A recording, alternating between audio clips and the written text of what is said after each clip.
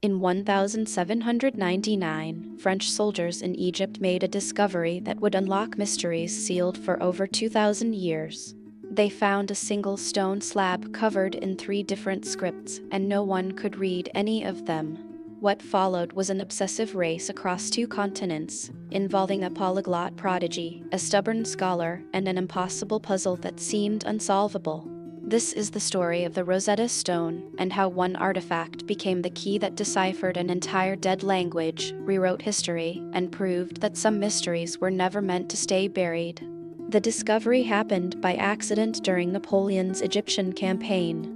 On July 19, 1799, near the coastal town of Rosetta, French engineer Pierre-François Bouchard and his team were fortifying a fort when they unearthed a granite slab, roughly the size of a large tabletop, weighing about 1,676 pounds. What made it extraordinary wasn't its size or appearance, it was what was carved into its surface. The stone bore 3 distinct scripts, hieroglyphics at the top, a cursive script in the middle, and Greek at the bottom. The Greek was readable. The other 2 were absolute mystery. No European scholar had successfully decoded hieroglyphics in over 15 centuries. The Greeks at the bottom of the stone read smoothly to anyone educated in classical languages. The text was a decree issued by Ptolemy V in 196 BCE.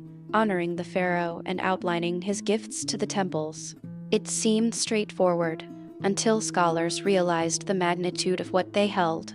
If the same message was carved 3 times, then the middle script and the hieroglyphics above it were likely identical to the Greek. This wasn't just an artifact, it was a translation key, a Rosetta Stone in the literal sense. But translating dead languages doesn't work like flipping between Google Translate.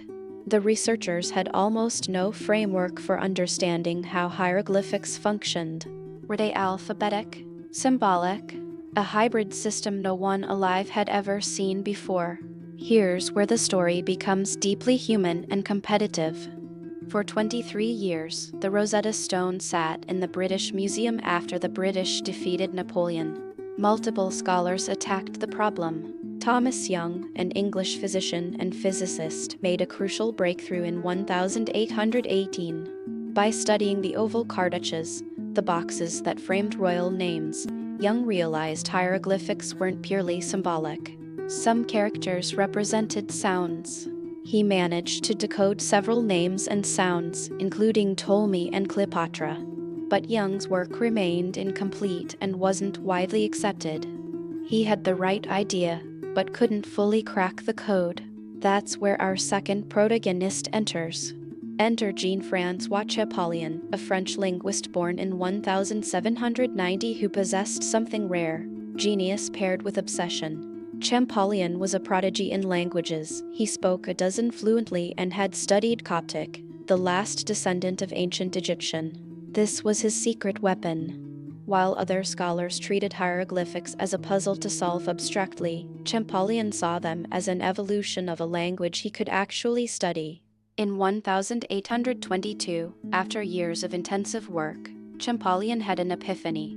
He realized that hieroglyphics were neither purely alphabetic nor purely symbolic, they were both.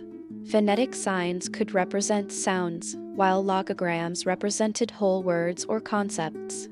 And Coptic provided the bridge between the ancient and modern, the dead and the living. On September 27, 1822, Champollion rushed to the Institut de France with his findings.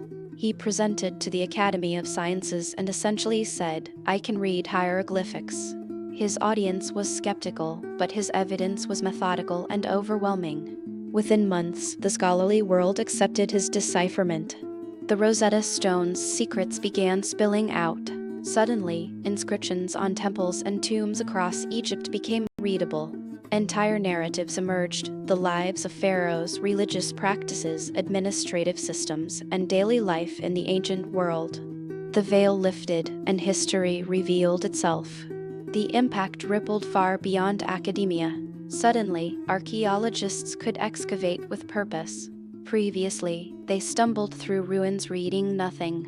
Now, every inscription became a potential narrative. The history of Egypt rewrote itself. Dynasties could be dated. Religious texts could be understood. The pyramids, which had stood silent for millennia, finally had something to say. But here's what's crucial. Without the Rosetta Stone and its 3 languages, this entire transformation wouldn't have happened.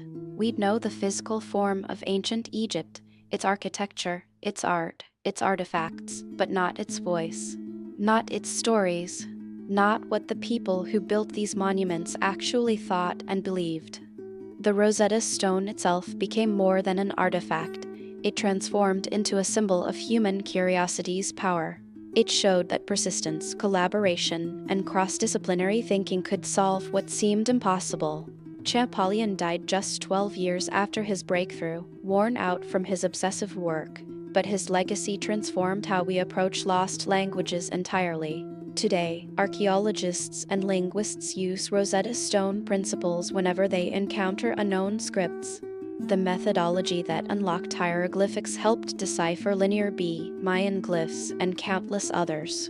One stone, found by accident, changed not just what we knew about the past, but how we could learn about it forever.